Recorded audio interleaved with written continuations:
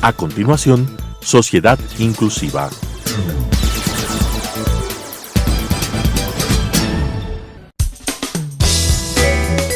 Clasificación A.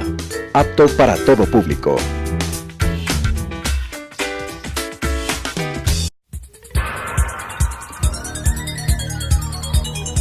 Las opiniones vertidas en este espacio por la producción y dirección del programa son de exclusiva responsabilidad de sus autores y de quienes intervienen en ellos.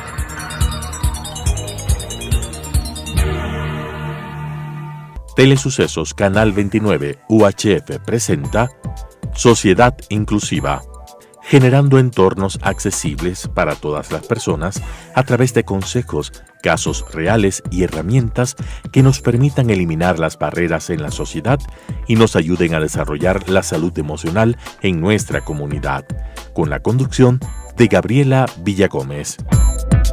Sociedad Inclusiva. Bienvenidos a nuestro programa Sociedad Inclusiva. El día de hoy tenemos a nuestra invitada, Elenita Díaz, docente investigadora de la Universidad Católica del Ecuador. Bienvenida, Elenita, ¿cómo está?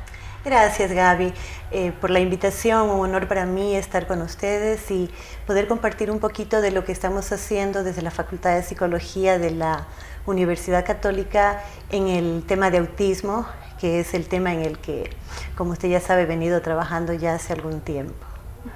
Gracias, Elenita. Justo el día de hoy vamos a tratar un poco el tema de autismo. El síndrome de espectro autista, cómo se está tratando aquí en el Ecuador, la Universidad Católica del Ecuador, qué investigaciones ha hecho. Y para eso contamos con la presencia de Elenita, que nos va a informar un poco estos detalles. Elenita, la Universidad Católica, ¿qué ha hecho con respecto al autismo? ¿Qué investigaciones han estado haciendo ustedes? ¿Cómo están aportando para poder desarrollar mejor estos temas? Bueno, Gaby, nosotros empezamos con este tema en el año 2012, digamos un poco por la preocupación de saber si los niños que están diagnosticados con espectro autista están siendo incluidos en la educación regular, porque realmente se nos habla a nivel internacional de una prevalencia del 1%, que eso es lo que pues está en el DSM-5. Y en el Ecuador nosotros no tenemos estudios de prevalencia. El DSM-5 nos habla de una prevalencia a nivel internacional, una prevalencia promedio. Entonces nosotros decidimos investigar por lo menos qué pasa en la educación regular. Entonces se hizo un levantamiento de información con el respectivo permiso del Ministerio de Educación. Se visitaron un total de 161 instituciones educativas de Quito, entre fiscales, fiscomisionales, municipales y particulares, que tenían un total de más de 51,000 estudiantes, un poco para ver en cuáles instituciones había casos de autismo diagnosticados, y encontramos que entre todos estos estudiantes, 51,000 y un poco más, como le digo, había únicamente un 0.11% de niños que habían recibido un diagnóstico de autismo. Esto es alrededor de 57 niños, ¿no? Entre los 50 y pico de miles que había, ¿no? Esto realmente nos preocupó. Nosotros empezamos a trabajar con las instituciones que habían reportado tener o haber tenido casos de niños con autismo en las aulas escolares, y nos dimos cuenta que los niños asistían a escuelas pequeñas, o sea, aquellas que tenían 100 estudiantes, alrededor de 100 o menos estudiantes, ¿no? En las escuelas grandes no había niños que habían recibido diagnóstico de autismo, aunque las instituciones educativas nos dijeron que en ningún caso negaban el cupo, porque además no se puede negar el cupo, obviamente. Los niños no habían estado inscritos o matriculados, sus padres no habían ido a buscar espacio en colegios más grandes. ¿Esto se da por un tema de falta de diagnóstico de algunos niños que no han sido diagnosticados, o porque tal vez los padres desean una educación un poquito más personalizada para los niños que tienen autismo? Bueno, realmente aquí es un poco preocupante el asunto, ¿no? Porque los padres por lo regular lo que quieren es una educación, digamos, lo más normal posible para sus hijos. Ese es su derecho también, ¿no? Ese es su derecho. El asunto es que en nuestro medio no todas las instituciones educativas, especialmente las instituciones más grandes, más masificadas, las instituciones educativas no están preparadas necesariamente para manejar estos casos, a diferencia de las instituciones pequeñitas, en donde, por ejemplo, la maestra tiene 10, 12, 15 alumnos en el aula y puede dar una atención más personalizada, aunque ella no esté totalmente capacitada en el tema, pero puede dar una atención más personalizada. En instituciones donde hay 30, 40, 45 niños, es muy difícil que la maestra pueda atender a un caso de autismo. Entonces, lo que nos ocurre, esto un poco hipotéticamente, por un lado es que los padres no buscan instituciones grandes, por lo regular, pero los padres que sí lo hacen, porque, por ejemplo, son personas de menos recursos y el Ministerio de Educación les designa ir a una institución, los padres que sí lo hacen muchas veces no tienen la acogida de la institución, no les va bien.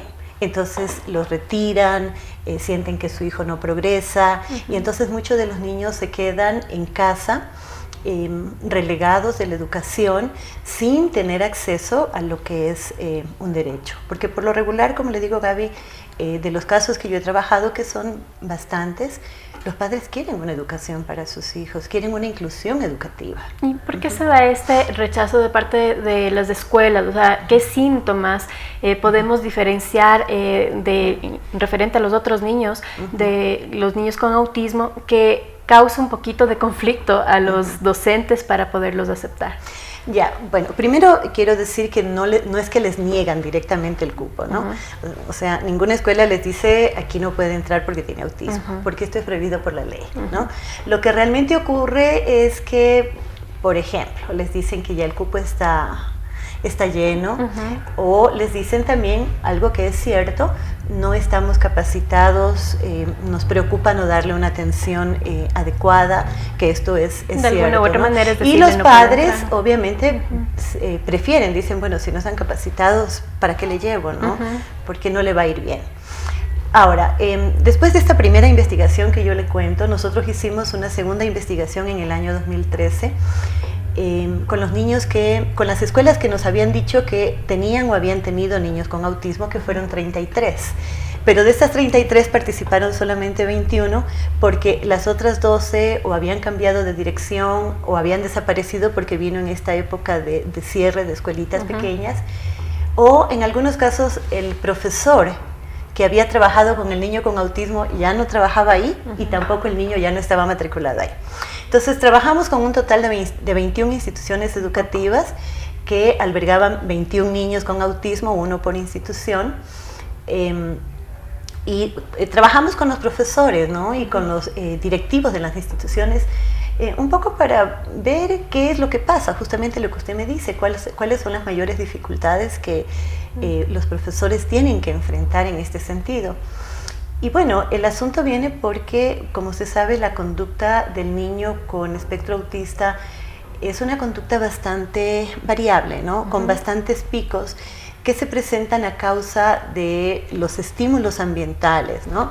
Por ejemplo, tienen dificultad en romper sus rutinas, una cierta inflexibilidad del comportamiento. Entonces, ya se acaba una actividad, el profesor debe pasar a otra actividad y a veces puede ocurrir que el niño con autismo quiere perseverar en la actividad que venía haciendo. Exacto, les cuesta la transición, quiere perseverar en esa actividad y entonces se pone, digamos, irritable, o se pone estresado o hace un berrinche porque no quiere cambiar de actividad, ¿no? Otra cosa que también les preocupa mucho a los profesores es que en general tienen dificultad para seguir indicaciones grupales. Entonces, cuando el profesor da una indicación grupal, el niño con autismo por lo regular no se siente aludido, siente que no es con él. Entonces, esto también... personal, ¿no? Exacto, esto también a los profesores les cuesta manejar. Otra tercera conducta que les cuesta manejar es también el asunto del ensimismamiento. El niño se queda con sus cosas allí solito, no hace necesariamente interacción social con sus compañeritos, o cuando hace la interacción social, esta a veces no es la apropiada, no es la conducta social apropiada. Hemos conocido nosotros en estas 21 instituciones a las que me refiero, algunos maestros excelentes que se han ideado formas de manejar, ¿no? De manejar estas situaciones y que nos han dicho, bueno, ¿qué es lo que hacemos frente a esto? Y también, bueno, nosotros apoyamos un poco con alguna de nuestras ideas, pero realmente, Gaby, es un proceso de co-construcción. Porque quien está al diario con los niños son los maestros, ¿no? Nosotros tenemos una mirada desde afuera, tenemos una mirada, la mirada académica desde afuera, podemos aportar con nuestras ideas, nuestras recomendaciones, lo que conocemos a nivel académico, pero la vida diaria la hace el padre de familia y el maestro. ¿Y ellos no tienen la capacitación para hacer todo este tipo de cosas? ¿No les han capacitado por parte del ministerio?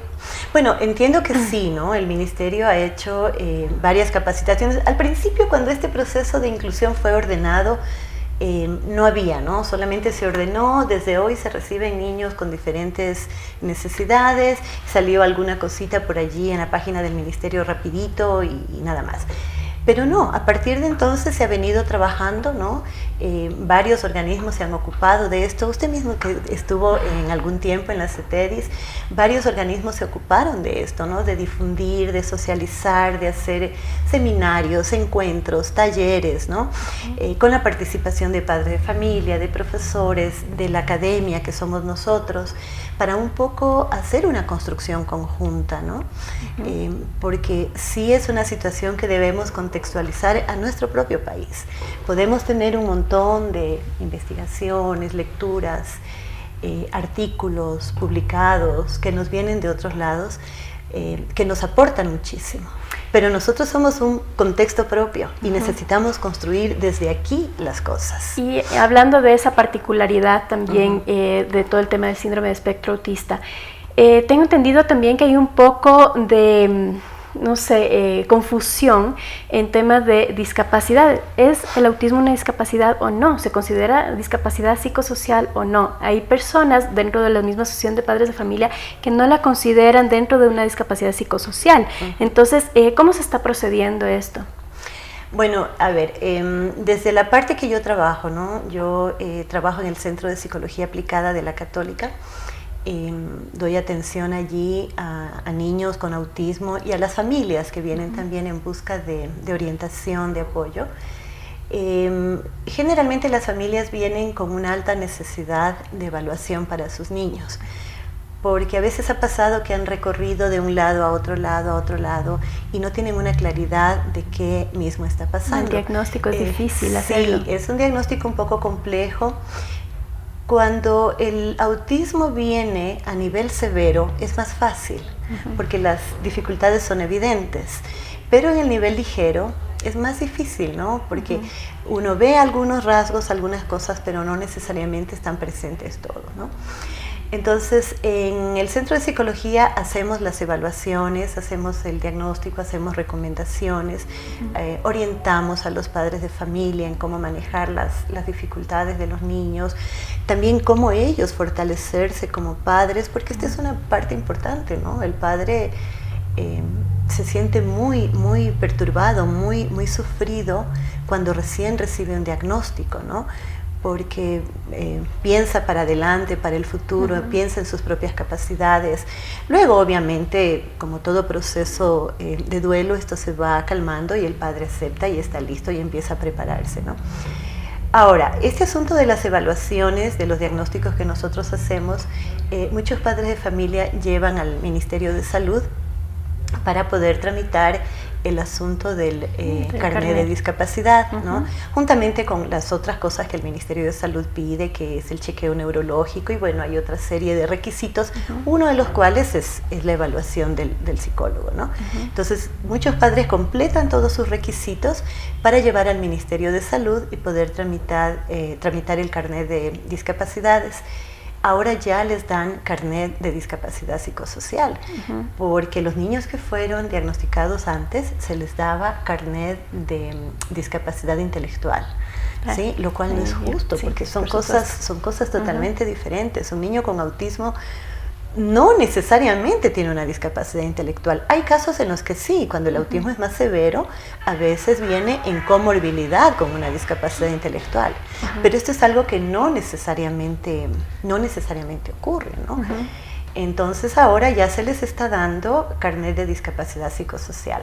Algunos padres lo sacan, algunos padres deciden no hacerlo, ¿no? Esto ya es la decisión de los padres.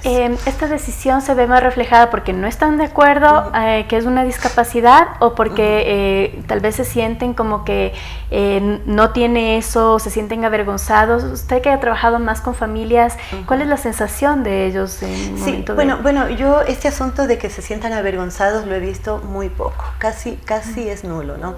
Realmente yo pienso que los padres de familia de niños con autismo son padres maravillosos. Yo me he nutrido y he aprendido de ellos una cantidad.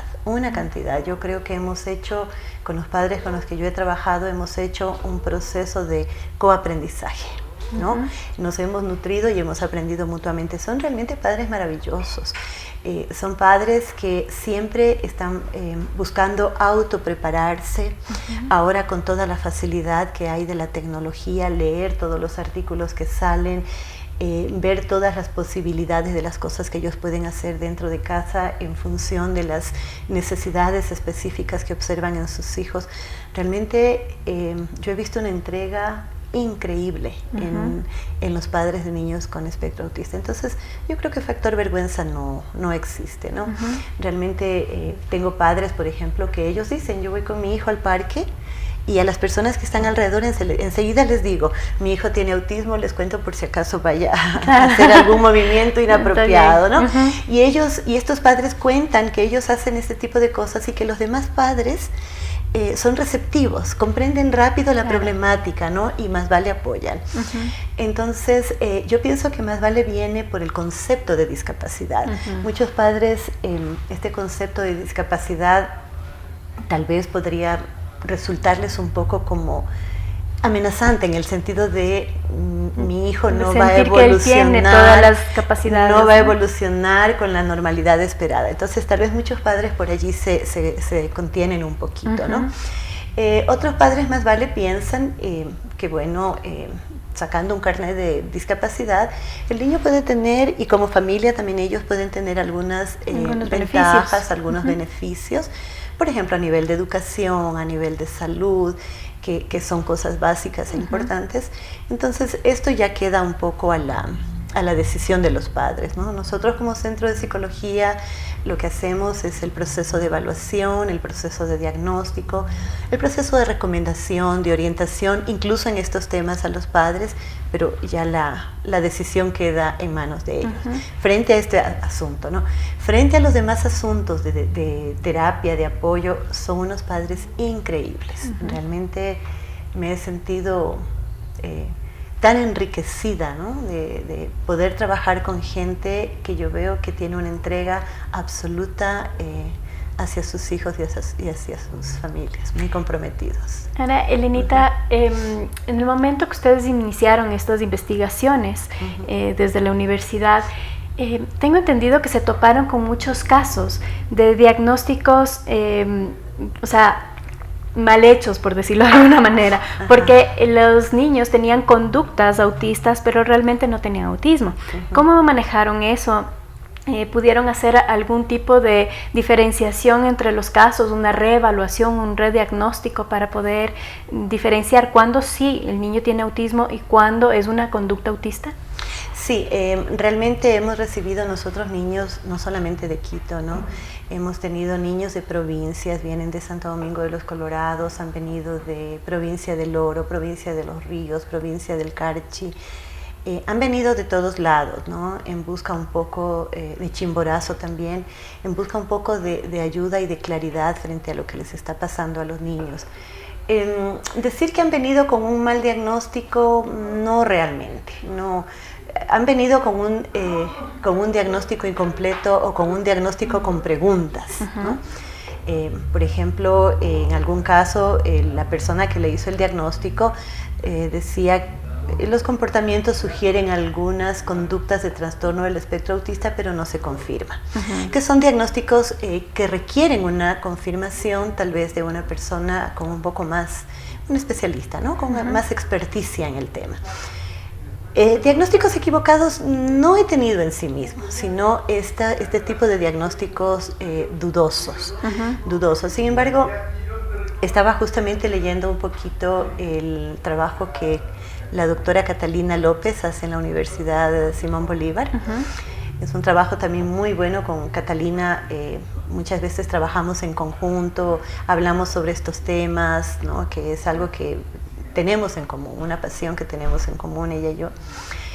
Y sí, en el informe de Catalina leía yo que de 80 casos que ella recibió, 12 traían un diagnóstico de autismo, pero no había sido autismo, ¿no? Yo no he recibido claramente este tipo de cosas, he recibido estos diagnósticos dudosos, ¿no? Por ejemplo, las personas que vienen de provincia, vienen porque ya en provincia le hicieron ver del neurólogo, o del pediatra, o del psicólogo, y no tuvieron una claridad, y entonces el mismo especialista allá, el mismo profesional allá en su provincia, le dice, vea, váyase a Quito, sabemos que en el Centro de Psicología de la Católica le pueden hacer un mejor diagnóstico, entonces vienen remitidos, ¿no? Sí, también, bueno, yo hice una publicación pequeñita gracias a APADA, por el espacio del Facebook. Hice una publicación pequeñita en el Facebook de APADA, donde hablaba de estos proyectos que estamos haciendo en la universidad, y realmente tuvimos una muy buena acogida, ¿no? Muchos padres de familia. ¿Qué proyectos tienen en la universidad? Bueno, en este momento que hemos terminado estos dos, que ya están en publicación, ¿no? Se los puede buscar poniendo palabras claves en el Google, porque están abiertos al público, algo como autismo en Quito o autismo en Ecuador, y pueden ingresar a estos dos artículos que ya están publicados. En este momento nosotros estamos concluyendo una investigación, un estudio sobre las relaciones de apego en niños con trastorno del espectro autista. Esta iniciativa vino, Gaby, porque a partir del trabajo que yo he venido haciendo en la universidad, me doy cuenta que nosotros orientamos bastante las terapias hacia cubrir los déficits del niño, como por ejemplo el déficit de lenguaje, el déficit sensorial, modificación de conducta para que siga hábitos, este tipo de cosas. Pero no he visto que nosotros estemos realmente trabajando en las relaciones vinculares. ¿No? Que esto a mí me parece fundamental. ¿Por qué? Porque como no incluir al padre de familia en las terapias del niño, yo me lo he cuestionado. ¿Será de no incluir al padre de familia en la terapia del niño? Porque, a ver, finalmente, ¿no es cierto? Si yo hago terapia, el niño me va a ver a mí ¿cuántas veces a la semana? 2, tal vez con suerte. Y a su papi y a su mami ¿cuántas veces a la semana lo ve? Todos los días.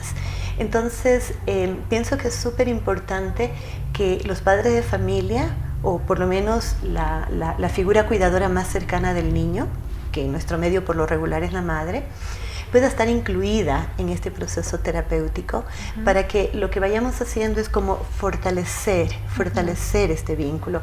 La madre de familia está ávida de fortalecer, ¿no? Pero es el niño por el trastorno que no da las respuestas. Entonces, en este proceso, lo que se buscaría es que la madre aprenda a incentivar o a estimular las respuestas en sus niños.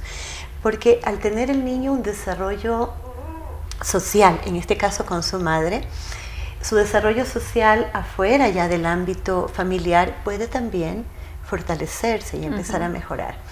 Entonces, el trabajo que estamos haciendo ahorita en la universidad es una investigación sobre la seguridad del apego en los niños con trastorno del espectro autista. y he tenido la colaboración de 25 familias, a las cuales les agradezco inmensamente. 25 familias que han participado en este proceso, que nos va a permitir a nosotros fortalecer el conocimiento en esta área y nos va a permitir también ver la posibilidad de hacer planteamientos de intervención individualizados, por supuesto, pero que involucren a la figura cuidadora principal del niño, que es con quien el niño pasa todo el tiempo, ¿no? Y que además es una persona que está muy interesada en apoyar y en sacar adelante a su hijito. Ahora, Elenita, no sé si es que es conveniente que los niños con trastorno espectro autista sigan el mismo nivel etario de edad en los cursos que les corresponde en la escuela. Hay muchas escuelas, yo he visto, que tienen niños con autismo, pero que son mayores de sus compañeritos justo porque tal vez se atrasó esta inclusión educativa o tal vez porque los maestros no supieron tratar ciertos temas a tiempo. Entonces, ¿cuál es la recomendación? ¿Tienen que estar con niños de pares de su edad? Porque eso en el resto de discapacidades se aconseja que sea así. ¿Cómo es en el autismo? El asunto en el autismo, y me voy a referir a la doctora Martínez Delfos, que ella tiene todo su trabajo sobre autismo desde una perspectiva del desarrollo. El asunto en el autismo es que el niño presenta picos de desarrollo en las diferentes áreas, ¿no? Por eso es que ella le llama... delays. Claro, ella le llama más... que dentro del niño con autismo hay más de una persona, en el sentido de que hay más desarrollos de los que se esperarían, ¿no? En el niño de desarrollo típico, él alcanza un desarrollo similar en todas las áreas. Tiene 8 años y 8 años los tiene a nivel cognitivo, a nivel social, a nivel de desarrollo de motricidad gruesa, motricidad fina. De pronto hay un pequeñito atraso en alguna área, ¿no? Porque cada ser humano es diferente, pero estos atrasos no son significativos, ¿no? De allí que van, por ejemplo, a psicopedagogía, hay un apoyo psicopedagógico y el niño sale adelante, ¿no? En el caso del autismo hay grandes picos. Por ejemplo, en el desarrollo de la conducta de apego, un niño de 8 años con autismo puede tener una edad mental de 2 años. Teniendo 8 años, un desarrollo de 2 años en el asunto de apego hacia su figura cuidadora. Y puede tener una capacidad matemática de 12 años y resolver problemas abstractos que resuelven los chicos de 12 años, y él tiene 8, ¿no? Y en el área del lenguaje tener un desarrollo de apenas 4 años, porque tiene una comunicación muy rudimentaria, dice lo menos posible, escribe lo menos posible. Y en el área social tener un desarrollo de unos 3 años. Y en el área de educación física ser excelente y tener el desarrollo de un niño de 12 o 14. Entonces tenemos demasiados picos dentro de lo que es el autismo, y esto hace que se dificulte el asunto de la inclusión educativa. Eso debería ser particular, de acuerdo a lo que presente cada uno. La atención al niño con autismo debería ir de acuerdo a sus necesidades individuales, a partir de una observación, de una valoración de cómo va su desarrollo en los diferentes aspectos o en los diferentes ámbitos, y debería poderse ajustar o hacer currículos adaptados a esas necesidades individuales. Entonces, pueden estar en el mismo grado de su edad, que le corresponde para su edad, pero habrá cosas que tienen que hacerlas más altas, cosas que tienen que hacerla un poquito más baja, de acuerdo a sus las adaptaciones curriculares. Así es. Muchas gracias, Elenita, qué pena, se nos quedó corto el tiempo. Ojalá podamos volver a hablar de estos temas del autismo para seguirnos enriqueciendo. Le agradezco mucho su presencia. ¿Algún mensaje final que quisiera dar a nuestros televidentes? Bueno, primero agradeciéndole, Gaby, por este espacio, por esta oportunidad. Y sí, muy optimista yo respecto de esta acogida que las personas estamos haciendo cada vez mayor a aceptar la diversidad, a saber que somos personas diversas y que por lo tanto el ser diferente no es nada del otro mundo, es connatural a nuestra especie humana. Entonces, un agradecimiento a todas las personas por esta apertura que yo veo cada vez más grande en respetar los procesos individuales de desarrollo de los niños, en este caso con autismo. Gracias, Gaby. Un gusto, mi Elenita. Muchas gracias a todos nuestros televidentes. Les esperamos aquí la próxima semana. Las opiniones vertidas en este espacio por la producción y dirección del programa son de exclusiva responsabilidad de sus autores y de quienes intervienen en ellos.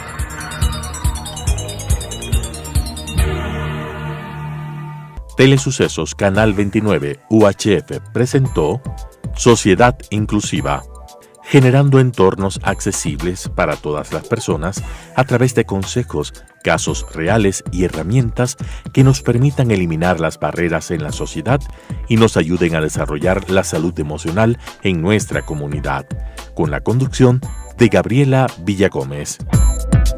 Sociedad Inclusiva.